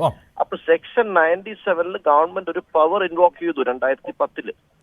അതിന് മുമ്പായിട്ട് കമ്മീഷന്റെ റിപ്പോർട്ടും വന്നു. ഈ സെക്ഷൻ 97 പവർ ഇൻവോക്ക് ചെയ്യാൻ ഇപ്പോഴും ഗവൺമെന്റിന് അധികാരമുണ്ട്. അപ്പൊ ഞാൻ പറഞ്ഞത് ഇവാലുവേഷൻ നടത്തേണ്ടത് ലീഗലിയാണ്. അല്ലാതെ നമ്മളിപ്പോ നമ്മൾ ഒന്നിച്ചു കൂട്ടിയിരുന്ന് 10 പേര് ഇരുന്നതിന് ശേഷം 10 പേരിൽ 6 പേരുടെ ഭൂരിപക്ഷ അഭിപ്രായം ഒന്നും അല്ല ഇത്. ഒരു ലീഗൽ ഇവാലുവേഷൻ നടത്തേണ്ടത്. ആ ലീഗൽ ഇവാലുവേഷൻ ഗവൺമെന്റ് നടത്തിയിട്ട് ഒരു തീരുമാനമെടുത്ത് ആ തീരുമാനത്തിലൂടെ ഇവരെ ശാശ്വതമായി അവിടെ തന്നെ താമസിക്കാനുള്ള സാഹചര്യം ഒരുക്കാൻ കഴിയും. അത് ചെയ്യാനാണ് മതസംഘടനകളുടെ മീറ്റിംഗിലും അതുപോലെ തന്നെ മുസ്ലിം ലീഗ് നിലപാടും ഒക്കെ അവർ പറഞ്ഞത്. ഞാൻ പറയുന്നത് നിയമപരമായ കാര്യമാണ്. എന്റെ മുമ്പിലുള്ള ഫയലുകളുടെ അടിസ്ഥാനത്തിൽ, എന്റെ മുമ്പിലുള്ള വഖഫ് ഡീഡിന്റെ അടിസ്ഥാനത്തിൽ, പിന്നീട് വന്ന ജഡ്ജ്മെന്റുകളുടെ അടിസ്ഥാനത്തിൽ ഇതൊക്കെ ഉണ്ട്. അതിനൊക്കെ ജഡ്ജ്മെന്റൊക്കെ ഇന്റർപ്രിട്ടേഷനൊക്കെ ഒറ്റയടിക്ക് നമുക്ക് പറയാൻ പറ്റില്ല. കാരണം എന്താ വെച്ചാൽ ഡോക്ട്രിൻ ഓഫ് മെർജർ ഒക്കെ അതിനകത്ത് നോക്കണം. കാരണം ഒരു കീഴ്ക്കോടതിയുടെ വിധിയുടെ മേൽ ഹൈക്കോടതി വിധി വന്നാൽ അതിന്റെ മെർജറിനെ നോക്കണം. ആ പ്രിൻസിപ്പിൾസ് ഒക്കെ വെച്ചുകൊണ്ട് നമുക്ക് പിന്നെ ഇത് സെയിൽ നടത്തുന്ന സമയത്ത് അതിനകത്ത് വഖഫ് അസറ്റ് രജിസ്റ്ററിൽ ഇൻക്ലൂഡഡ് അല്ലായിരുന്നു എന്നതൊരു ഫാക്ടർ ഉണ്ട്. ഈ ഫാക്ടേഴ്സ് എല്ലാം ബേസ് ചെയ്തുകൊണ്ട് സെക്ഷൻ 97 ഇൻവോക്ക് ചെയ്യാൻ ലീഗലി കഴിയുമെന്നാണ് ഞാൻ പറഞ്ഞത്. അത് എന്റെ ഒപ്പീനിയൻ ആണ്. അത് ഞാൻ പറഞ്ഞു. എന്നിട്ട് ഞാൻ വീണ്ടും പറയാണ്, എന്റെ ഒപ്പീനിയൻ നിങ്ങൾ എടുക്കണമെന്നല്ല ഞാൻ ഗവൺമെന്റിനോട് പറയുന്നത്. ഗവൺമെന്റ് ലീഗലി അതിനെക്കുറിച്ച് പഠനം നടത്തിക്കോട്ടെ, അഡ്വക്കേറ്റ് ജനറലുമായിട്ട് ചർച്ച ചെയ്യട്ടെ, അല്ലെങ്കിൽ ആരെങ്കിലും അവരുടെ നിയമവിദഗ്ധരുമായി ചർച്ച ചെയ്യട്ടെ. പക്ഷെ ഇതിനകത്തൊരു വേ ഔട്ട് ഉണ്ട്. പക്ഷെ എന്നാലും ഇത് വഖഫ് ഭൂമിയാണ് എന്ന അവകാശം ഉന്നയിച്ചുകൊണ്ട് ഇനിയും ഭാവിയിലും വരുവാനുള്ള സാധ്യതയുണ്ടല്ലോ. മഞ്ജുഷ, ഇത് അവകാശത്തിന്റെ ക്വസ്റ്റ്യൻ ഒന്നും അല്ല. ഇതൊരു ലീഗൽ ഇഷ്യൂ സെറ്റിൽ ചെയ്യാണ്. അല്ലാതെ അതൊരു ഒരു കൺസെൻസസും അനുവാദവും അതൊന്നും അല്ല എന്റെ ക്വസ്റ്റ്യൻ. ലീഗൽ ആണെങ്കിൽ അത് എവിടെ പരിഹരിക്കപ്പെടുമെന്നാണ്? കോടതിയിൽ അങ്ങനെ ഒരു നിലപാട് സർക്കാർ സ്വീകരിക്കണമെന്നാണ്. ഗവൺമെന്റിന് ചെയ്യാം. സെക്ഷൻ 97 നിങ്ങൾ വായിച്ചു നോക്കൂ. അല്ല, 97 ആ സെക്ഷനിൽ തന്നെ അതിനകത്ത് അവസാനം പറയുന്നുണ്ട്, താങ്കൾ പറയുന്ന ഗവൺമെന്റിന് ഒരു തീരുമാനമെടുത്ത് വഖഫ് ബോർഡിനെ അറിയിക്കാം എന്നുള്ളതാണല്ലോ അല്ലേ? The board must comply with the directions issued by the state government എന്നാണ്. പക്ഷെ അതിലും വ്യവസ്ഥയുണ്ടല്ലോ. അതിൽ പറയുന്നത് however the state government cannot issue directions that go against any waqf board. വഖഫ് ഡീഡിനെതിരായിട്ട് പോകരുത് ഗവൺമെന്റിന്റെ ആ ഡയറക്ഷൻ എന്നാണ്. അല്ല, ഈ വഖഫ് ഡീഡ് പ്രകാരം ഇത് വഖഫ് ആധാരമാണെന്നാണല്ലോ മതസംഘടനകളൊക്കെ പറയുന്നത്. ഞാൻ പറഞ്ഞത് വ്യക്തികളുടെ അഭിപ്രായങ്ങളോ മതസംഘടന അഭിപ്രായങ്ങൾക്കോ നമ്മുടെ ഓരോരുത്തരുടെ അഭിപ്രായങ്ങൾക്കോ ഒക്കെ അപ്പുറത്ത് ഒരു സംശയം ഞാൻ ചോദിച്ചോട്ടെ, സർക്കാരിന്റെ നിലപാട് അത് തന്നെയാണല്ലോ മുഹമ്മദ് ഷാ. വഖഫ് മന്ത്രി എന്താണ് പറഞ്ഞിട്ടുള്ളത്? വഖഫ് മന്ത്രി ഇതിനകം വഖഫ് ഭൂമിയാണെന്നാണ് പറഞ്ഞിട്ടുള്ളത്. നിങ്ങൾ നിലപാട് പോകുന്നത് പൊളിറ്റിക്കൽ മുദ്രാവാക്യം വിളിക്കാനല്ല. ഇതൊരു ലീഗലായ ഒരു കാര്യത്തെ ഇവാലുവേറ്റ് ചെയ്യാനാ. അതിന് നിലപാട് പറയലും മുദ്രാവാക്യം വിളിക്കലൊന്നുമല്ല അതിന്റെ. ഞാൻ നിലവിലെ സർക്കാരിന്റെ നിലപാടാണ്. താങ്കൾ സർക്കാർ ഇതിന് നിലപാട് എടുക്കുമെന്ന് പറയുന്നു. സർക്കാരല്ല നിലപാട് എടുക്കേണ്ടത്, പിന്നെ ആരാണ്? അത് ലീഗൽ ഒപ്പീനിയൻ എടുക്കണം. അതിനെ ലീഗലി അത് ഇവാലുവേറ്റ് ചെയ്യണം. അല്ലാതെ സർക്കാരിൽ ഒരു മന്ത്രി പറയുന്നൊന്നും അല്ല കാര്യം, അല്ല ഒരു വ്യക്തി പറയുന്നതല്ല കാര്യം. ലീഗൽ ഇവാലുവേഷൻ നടത്തുന്ന ഒരു പ്രോസസ്സാണിത്. ആ പ്രോസസ്സിനെ നിങ്ങൾ വെറുതെ നിലപാടുകളാക്കി മാറ്റിയ ഭൂരിപക്ഷം ഇത്രയും നാളായിട്ടും അങ്ങനെ ഒരു നിലപാടും അങ്ങനെ ഒരു ലീഗൽ എടുക്കാൻ വേണ്ടിയല്ലേ പറഞ്ഞു. അതിനല്ലേ 22-ാം തീയതി അവർ കൂടുന്നത്. അത് അവർ കൂടട്ടെ, അവർ തീരുമാനിക്കട്ടെ. ആ തീരുമാനിക്കുന്നതിന് വേണ്ടി ഡിലേ ഉണ്ടാകാൻ പാടില്ല എന്നാണ് നമ്മുടെ സ്റ്റാൻഡ്. ശരി, താങ്കൾ ആദ്യം മുതൽ ഈ നിലപാട് സ്വീകരിച്ച ആളാണ്. മുസ്ലിം ലീഗിന്റെ നിലപാടായിട്ടല്ല ഞാൻ ഇതിനെ കാണുന്നത്, താങ്കളുടെ ഒരു ലീഗൽ നിലപാട്. അതെ, ഞാൻ പഠിച്ച ഈ ഫയൽ പഠിച്ചതിന് ശേഷമുള്ള എന്റെ ലീഗലായ ഒപ്പീനിയൻ ആണത്. ആ ഒപ്പീനിയനിൽ ഞാൻ പറയുന്നു ഇങ്ങനൊരു ഫാക്ടർ ഉണ്ട്, അത് ഗവൺമെന്റ് എന്റെ ഒപ്പീനിയൻ ഒന്നും എടുക്കണ്ട, ഇനി വേറൊരാളുടെ ഒപ്പീനിയൻ എടുക്കണ്ട. ഗവൺമെന്റ് ഇൻഡിപെൻഡന്റ് ആയിട്ട് ഇവാലുവേറ്റ് ചെയ്ത് ഗവൺമെന്റ് തീരുമാനിച്ചാൽ പോലും ഇവരുടെ പ്രശ്നങ്ങൾക്ക് പരിഹാരം ഉണ്ടാക്കാൻ സാധിക്കും. താങ്കൾ അല്പസമയം ടെലിഫോൺ ലൈനിൽ തുടരാം. ഫാദർ ജോഷി മയ്യാറ്റിൽ, അഡ്വക്കേറ്റ് മുഹമ്മദ് ഷായെ ഇക്കാര്യത്തിൽ നമുക്ക് വിശ്വസിക്കാം. കാരണം അദ്ദേഹം മുനമ്പം നിവാസികൾക്കൊപ്പം നിന്നുള്ള അദ്ദേഹത്തിന്റെ നിയമപരിജ്ഞാനം വെച്ചുകൊണ്ടുള്ള അഭിപ്രായം തുടക്കം മുതൽ തന്നെ പറയുന്നുണ്ട്. അതിനെ മുസ്ലിം ലീഗിന്റെ നിലപാടായിട്ടോ സമസ്തയുടെ നിലപാടായിട്ടോ ഒന്നും നമുക്ക് കൂട്ടിക്കെട്ടേണ്ട. താങ്കൾ ഇതിനോട് യോജിക്കുന്നുണ്ടോ? അതിലൊരു സംശയം എനിക്കുണ്ടായത്, ഇതിൽ തീരുമാനം അപ്പോൾ ഗവൺമെന്റ് ആണ് എടുക്കേണ്ടത്. അദ്ദേഹം ഈ സെക്ഷൻ 97 കോട്ട് ചെയ്തുകൊണ്ടാണ് പറയുന്നത്. അങ്ങനെ വരുമ്പോഴും ഈ ഡീഡിനെതിരായിട്ട് ഒരു നിലപാട് സർക്കാർ എടുക്കുമോ ഇല്ലയോ? അഡ്വക്കേറ്റ് അഹമ്മദ് ഷാ സാറ് തീർച്ചയായിട്ടും ഞാൻ ആദ്യമേ തന്നെ അദ്ദേഹത്തിന് പ്രത്യേക ഒരു അഭിനന്ദനം പറഞ്ഞാണ് ഇതിനു മുമ്പ് ഒരു ചർച്ചയിൽ. കാരണം ആദ്യമായിട്ട് ഇങ്ങനെ ഒരു മുസ്ലിം സമുദായത്തിന്റെ ഭാഗത്തു നിന്ന് ആദ്യമായിട്ട് ഇത് വഖഫ് അല്ല എന്ന് വ്യക്തമായി അദ്ദേഹത്തിന് നിയമങ്ങൾ അറിയാം, കാര്യങ്ങൾ അറിയാം. അതിന്റെ വെളിച്ചത്തിൽ കൃത്യമായി പറഞ്ഞയാളാണ് അദ്ദേഹം. അദ്ദേഹത്തിന്റെ നിലപാട് വളരെ വ്യക്തമാണ്. ഞങ്ങള് ഇത് പഠിച്ചുകൊണ്ടിരിക്കുമ്പോഴും ഇത് വളരെ ഞങ്ങൾക്ക് കൂടുതൽ വെളിച്ചം വരികയാണ്. ഇതില് സർക്കാർ ഒരു അദ്ദേഹത്തിന്റെ അഭിപ്രായം ഞാൻ മനസ്സിലാക്കിയ രീതിയിലാണെങ്കിൽ സർക്കാർ ഒരു കമ്മീഷനെ സ്ഥാപിക്കുക, പക്ഷേ അത് സമയം എടുക്കാതെ, അതായത് ഒത്തിരി നാളുകൾ നീണ്ടുപോകാതെ, അദ്ദേഹം ഒരിക്കൽ പറഞ്ഞത് ഞാൻ ഓർക്കുന്നു, 1-2 ആഴ്ചയുടെ വിഷയം മാത്രമേ ഇതിലുള്ളൂ, കൃത്യമായി ഇത് പഠിക്കാൻ വളരെ എളുപ്പമാണ് എന്ന രീതിയിലാണ്. അത്തരത്തിലുള്ള ഒരു കമ്മീഷനാണ് വരുന്നതെങ്കിൽ, സത്യത്തിൽ ഇങ്ങനെയുള്ള ഒരു പ്രപ്പോസൽ വന്നപ്പോൾ ഞങ്ങളുടെ തന്നെ ഒരാളിൽ നിന്ന് അത് വന്നപ്പോൾ അത് ശക്തമായിട്ട് എതിർത്തയാളാണ് ഞാൻ. കാരണം 2.25 വർഷം ഇവര് സഹിച്ചു കഴിഞ്ഞു. ഇനി ഒരു കമ്മീഷന്റെ പേരും പറഞ്ഞ് ഇനി എത്ര നാൾ നീളുമെന്നതായിരുന്നു എന്റെ പ്രശ്നം. പക്ഷേ എനിക്ക് ഇപ്പോൾ അഡ്വക്കേറ്റ് മുഹമ്മദ് ഷായുടെ ആ ഒരു നിലപാട് സമയം നഷ്ടപ്പെടുത്താതെ തന്നെ വളരെ കൃത്യമായി സമയബന്ധിതമായി ഒരു കമ്മീഷനെ വെച്ച് സർക്കാരിന് കൃത്യമായ ഒരു ധാരണയിലേക്ക് എത്താവുന്നതേ ഉള്ളൂ, ഒരു നിലപാട് സ്വീകരിക്കാവുന്നതേ ഉള്ളൂ, വഖഫ് ബോർഡിലേക്ക് കൃത്യമായ ഈ അറിവ് കൊടുക്കാവുന്നതേ ഉള്ളൂ. വഖഫ് ബോർഡ് ആ തീരുമാനമെടുത്ത് വഖഫ് ട്രൈബ്യൂണലിന് അറിയിക്കുകയും ഒരു വിധിയായും ഒരു ഡിഗ്രിയായും അത് ഇറങ്ങിക്കഴിഞ്ഞാൽ ഈ പ്രശ്നം എല്ലാം അതോട് തീരും. അത് തന്നെയാണ് ഏറ്റവും പറ്റിയ സൊല്യൂഷൻ എന്ന് എനിക്ക് ഇപ്പോൾ പറയാനായിട്ട് തോന്നുന്നതാണ്. Thank you. ശരി, അഡ്വക്കേറ്റ് മുഹമ്മദ് ഷാ, താങ്കളുടെ നിലപാട് പൊതുവെ അംഗീകരിക്കപ്പെടുന്ന ഒന്ന് തന്നെയാണ്. പക്ഷേ ഇതിനകത്ത് പൊളിറ്റിക്കൽ വിൽ അതിനകത്ത് ഏറ്റവും പ്രധാനപ്പെട്ട ഒന്നാണല്ലോ. ഇപ്പോൾ മുസ്ലിം ലീഗിന്റെ നിലപാട് ഇന്നും കുഞ്ഞാലിക്കുട്ടി ആവർത്തിക്കുന്നത് കേട്ടു. അതിലും അദ്ദേഹം സർക്കാർ നിലപാട് പറയട്ടെ എന്നാണ് വ്യക്തമാക്കിയിട്ടുള്ളത്. അപ്പോൾ അത് അവിടെ പൊളിറ്റിക്കലായിട്ടുള്ള സ്റ്റാൻഡ് എടുക്കുമ്പോൾ സർക്കാരിന്റെ തലയിലേക്ക് ഇത് കെട്ടിവെച്ചുകൊണ്ട് രക്ഷപ്പെടുവാനുള്ള ഒരു മാർഗം കൂടി വരുന്നില്ലേ? അത് മാത്രമല്ല, മതസംഘടനകളുടെ യോഗത്തിൽ ഒരു ഏകീകൃതമായ ഒരു നിലപാട് വന്നുവെന്ന് കുഞ്ഞാലിക്കുട്ടി പറയുമ്പോൾ അങ്ങനെയല്ല തീരുമാനമെടുത്തതെന്നും ആ യോഗത്തിന് ഉള്ളിൽ അങ്ങനെ ഒരു നിലപാട് വന്നിട്ടില്ല എന്നും സമസ്തയെന്ന് പറയുകയാണ്. അബ്ദുൾ സമദ് പൂക്കോട്ടൂർ വ്യക്തമായിട്ട് അതിനകത്ത് പറയുന്നുണ്ടായിരുന്നു, അദ്ദേഹത്തിന്റെ വാർത്താ സമ്മേളനത്തിൽ പറയുന്നുണ്ടായിരുന്നു, ഇത് വഖഫ് ഭൂമി അല്ല എന്നുള്ള ഒരു നിലപാട് ഒരു മതസംഘടനയും അവിടെ പറഞ്ഞിട്ടില്ല എന്ന്. ഇല്ല, അവര് പറഞ്ഞത് ഈ പറഞ്ഞ അവിടുത്തെ താമസിക്കുന്ന ആളുകൾക്ക് അവർക്ക് നീതി ലഭിക്കുന്ന തരത്തിൽ അവരെ അവിടുത്തെ പുറത്താക്കാതെ അവർക്ക് തന്നെ അത് ലഭിക്കുന്ന സാഹചര്യം ഉണ്ടാക്കുന്നതിന് ഗവൺമെന്റ് നിയമപരമായും ഫാക്ച്വലായിട്ടും അത് പരിശോധിച്ച് അടിയന്തരമായി അത് പരിഹരിച്ച് അവരുടെ ഭൂമി അവർക്ക് ലഭിക്കുന്ന തരത്തിലേക്ക് ആകാനുള്ള സാഹചര്യം ഒരുക്കണമെന്നാണ് പറഞ്ഞിരിക്കുന്നത്. ഒരു മതസംഘടനകളുടെ മീറ്റിങ്ങുകളിൽ ഇപ്പോൾ ഞങ്ങളൊക്കെ നോക്കുന്നത് പോലെ ഈ 1948 മുതലുള്ള മുഴുവൻ ഡീഡും ഒക്കെ എടുത്തു വെച്ചിട്ട് അതിന്റെ ജഡ്ജ്മെന്റ് കിട്ടിയാൽ എല്ലാ റിസൈറ്റേഷൻസും ഒക്കെ എടുത്തു വെച്ചിട്ടൊന്നും അല്ല അവർ ഇവാലുവേറ്റ്. അവരതിന്റെ ഒരു സൊല്യൂഷൻ പറഞ്ഞത്, സോഷ്യലായിട്ട് ഒരു സൊല്യൂഷനാണ് അവർ പറഞ്ഞത്. അല്ലാതെ അവരാരംഭിച്ച വഖഫാണെന്നോ വഖഫല്ല എന്നുള്ള ഇവാലുവേഷൻ ഒന്നും അവർ നടത്തിയിട്ടില്ല എന്നുള്ള ഒരു ഫാക്റ്റാണ്. ഞാനൊരു വ്യക്തി എന്നുള്ള നിലയ്ക്ക്, ഒരു അഭിഭാഷകൻ എന്നുള്ള നിലയ്ക്ക് എന്റെ ഒരു ഇൻക്വിസിറ്റീവ് ഉണ്ട്. ഞാൻ അത് ഇൻക്വിസിറ്റീവ്നെസ് കൊണ്ട് ഞാൻ അത് പഠിച്ചതിന് ശേഷം എനിക്ക് തോന്നിയ ഒരു കാര്യം ഞാൻ പറഞ്ഞു. അത് എന്നെ നിയമത്തിന് പക്ഷം പിടിക്കാൻ പറ്റില്ല എന്നുള്ളത് കൊണ്ടും എന്റെ മുമ്പിലുള്ള ഫാക്ട്സ്, എന്റെ മുമ്പിലുള്ള ഡോക്യുമെന്റ്സ്, എന്റെ മുമ്പിലുള്ള ലോ, അതിനെ ബേസ് ചെയ്തിട്ട് എന്റെ ഇവാലുവേഷൻ ഞാൻ പറഞ്ഞതാണ്. അതിനകത്ത് പിന്നെ എനിക്ക് നല്ല കോൺഫിഡൻസും ഉണ്ട്. ഗവൺമെന്റ് പ്രോ ആക്റ്റീവായിട്ട് എല്ലാവരും നല്ല പോസിറ്റീവായിട്ട് തിങ്ക് ചെയ്തുകൊണ്ട് മുന്നോട്ട് പോകാൻ. അത് നമ്മുടെ ഇമോഷണൽ സാധനം അല്ല അത്. കാരണം അതൊരു ലീഗൽ ഇഷ്യൂ ഒന്നും മാത്രമല്ല, അതൊരു ഹ്യൂമൻ റൈറ്റ്സ് ഇഷ്യൂ ആണ്. അതിനെ ആ സ്പിരിറ്റ് ഉൾക്കൊണ്ടുകൊണ്ട് നമ്മൾ അതിനെ കാണണം. നമ്മുടെ സഹോദരങ്ങളാണ് എല്ലാവരും നമ്മൾ ചിന്തിക്കണം. അങ്ങനെ ചിന്തിച്ച് മുന്നോട്ട് പോയിക്കൊണ്ട്, അല്ലാതെ അതിന്റെ ലാഭവും നഷ്ടവും ഒന്നും കണക്ക് കൂട്ടിയിട്ടല്ല ചെയ്യേണ്ടത്. അങ്ങനെ ചിന്തിച്ച് മുന്നോട്ട് പോകാൻ ഇതിന് സൊല്യൂഷൻ ഉണ്ട്. ആ സൊല്യൂഷൻ ഗവൺമെന്റ് ചെയ്യാൻ സാധിക്കുമെന്ന് എനിക്ക് യാതൊരു സംശയമില്ല, ചെയ്യുമെന്ന് തന്നെയാണ് ഞാൻ പ്രതീക്ഷിക്കുന്നത്. ശരി, അഡ്വക്കേറ്റ് ബി എൻ ഭാസ്കർ, ഇതൊരു അമിക്കബിൾ സൊല്യൂഷൻ എങ്ങനെ വരും എന്നതിനെ കുറിച്ചാണ് അഡ്വക്കേറ്റ് മുഹമ്മദ് ഷാ പറയുന്നത്. അദ്ദേഹത്തിന് പാർട്ടിയുടെ ഒരു തടസ്സം പോലും അദ്ദേഹത്തിനില്ല. പാർട്ടിയുടെ നിലപാടല്ല അദ്ദേഹം പറയുന്നത് എന്ന് വ്യക്തമാണല്ലോ താങ്കൾക്ക്.